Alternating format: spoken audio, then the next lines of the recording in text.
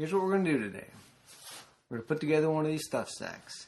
It's got a flat felled seam. It's got a handle on the bottom for making pulling things out a little easier. This one's got a little loop on top for hooking a bean or two or anything else you may want to do. And that's about it. Standard issue stuff sack in all other regards. And so let's put this thing together. Alright, so now we have our piece of material here, and I just ironed it flat. What I'm going to do next is sew down the side with my flat felled seam. It's going to be very difficult to see, but it is, by the way, infinitely easier to draw the line you're going to fold to versus draw the fold on line. You can't see the fold on line, but you can just meet up your edge to the fold to line. So I would recommend going that route. So you can see here now, I've just got this little edge folded up. Then what you do is take your material, fold it in half, basically, and just stuff it into the fold there. And what you're going to do is fold that back over it and sew down through all three layers. Alright, you can see here, back out a little bit, there's the fold on that side, and it's folded in half and stuffed into this folded area here like you're putting something in an envelope, as the video I watched said. And then I just hold it down with some barrettes so that I know it stays tucked up, the folded area tucked right into the corner of the fold, the short fold. So now we're going to sew it. Okay, so like I said, just make sure that that is where you want it. And I like to go through all three layers, the little fold and both big layers here.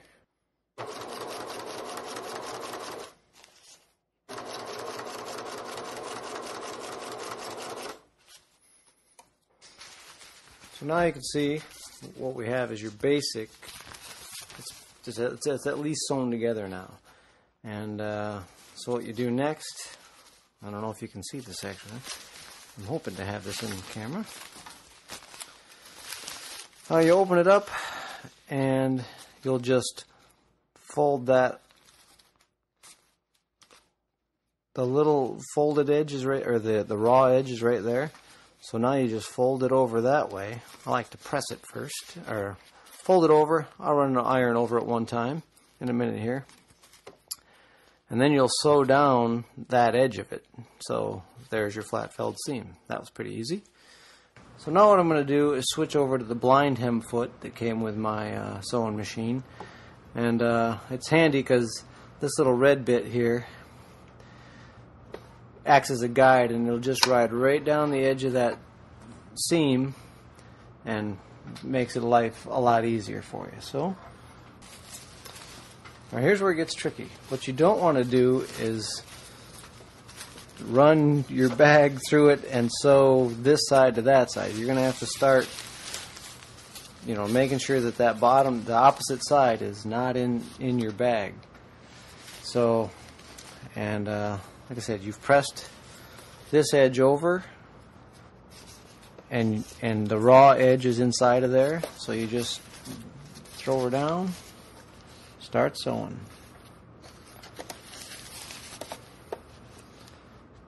You don't need to backstitch any of this either, because it'll eventually all get safetied by the another crossing layer or something. So you don't really have to worry about going backwards or anything either. And what you also want to do while you're doing this is sort of spread it apart so that you got a good, so you're on your fold really nice. So as you kind of go, you got to spread it apart and hit as close to the edge of that as you can, which is what this red bit makes pretty handy. Is it rides, the fold on this rides right on the edge of that red thing, and you can move your needle left or right to hit it where you want, and it's just a good way to go.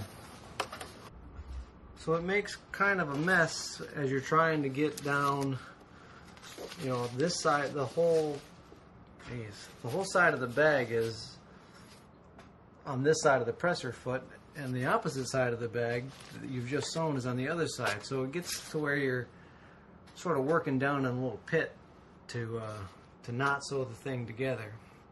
But that's sort of the mess that you have to deal with to get the flat felled seam on there. And obviously the smaller the diameter of the bag, the more that sucks.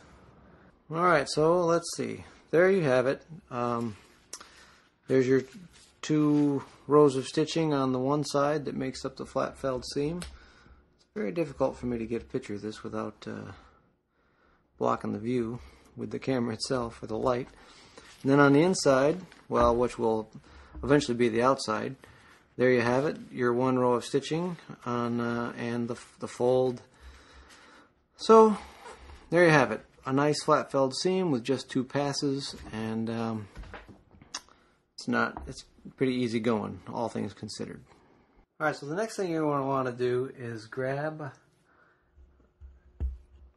a little, well, find some more scrap, lay out your bag flat just to get a rough idea, take a little bit more, and you're going to want a piece that big by 4 inches. And I'll show you what that's for later. So I'll just do that. 4 inches.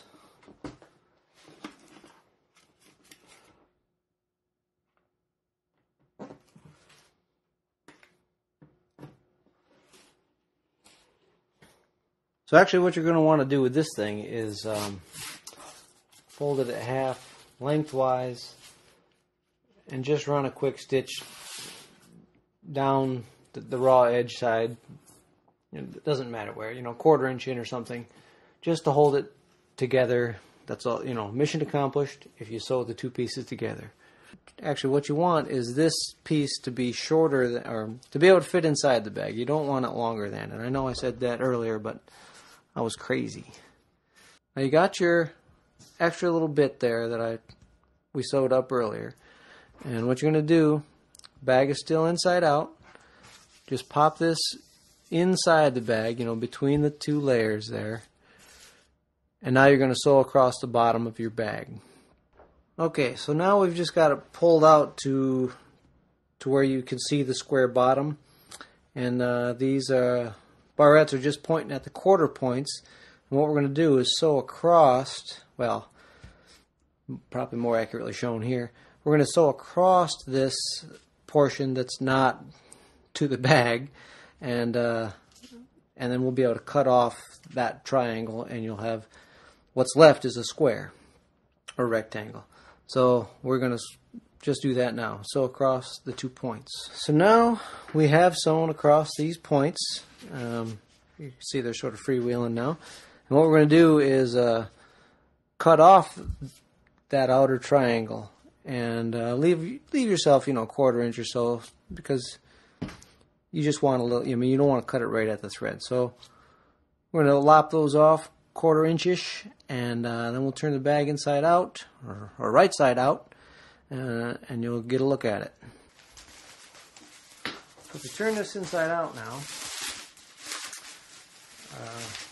or actually right side out, get a look at your bottom. What you got is a nice square bottom, and with that extra flap you put on there, you've got a little handhold now for when you're pulling stuff out, built-in little handhold. So that's how you make the bottom of that, dude. Now we're up at the opening end, where we're going to start the drawstring process.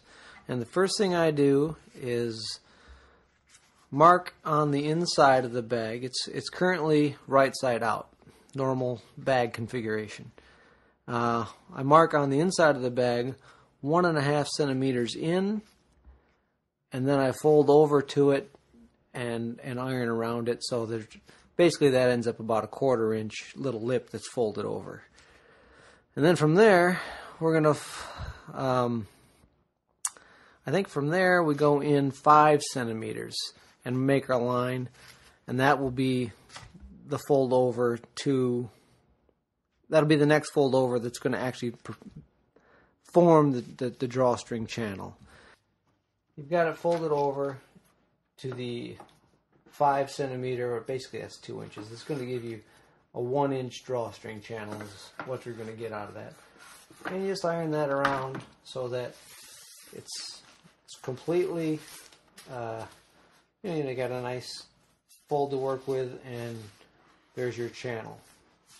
What we're going to do next is put in the grommet before we sew that down, because obviously you're going to want to be able to get into that. So the grommet's next. What I do, I like to put it right in the, what do you call it, the seam there, the flat felled seam, because it's thick and beefy, and it gives something for the grommet to bite into. So I'm going to melt a hole through that. Actually, I'll probably real soon here, if not right now, sew on, just tack on the piece of grosgrain that we're going to use to also reinforce that area and give us a pull string for, a hang tab or what have you. Alright, so at this point we've changed over to a zipper foot, just because when you need to get past the grommet, it just makes life a little easier. And that's probably why I also have such a big drawstring channel, is because when you're trying to sew past this grommet, you don't want your pressure foot going over the top of it. So I just run along like that. I run along the inside here like this,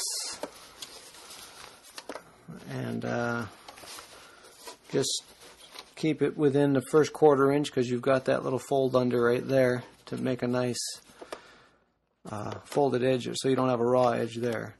And then with your grosgrain, also take that folded edge and you just slip it inside of that as well. So you'll get that in, and then you just sew around the whole thing. A little bar tack action when you get back to the front, and then we just install the string. So it's pretty straightforward from here on out. Nothing left to do except string in the string, which I just use a, where's it at? Well, anyway, I stuff a piece of wire in there. It's a small piece of wire. Push it all the way around till it comes out again. Hook my string on and pull it back out. Trying to sew around this while you're also trying to arm wrestle the string to keep it in place is never any fun. And I find it really easy to just put it in afterwards. So that's the drill on that. Alright, well, here's the finished product. My tarp inside. Good news is, without really measuring anything, my tarp fit. Like I said, flat felled seam down the side. I'll show a quick couple of back splices on the zinget, and just tied it in a knot. Nothing fancy there. Micro cord lock, or whatever you want to do. And then you've got the hand for holding on to the stuff sack down here when you want to pull your items out. Yeah, there you go. One stuff sack. Hope you liked it. Hope you find the information useful, and get out there and sew something.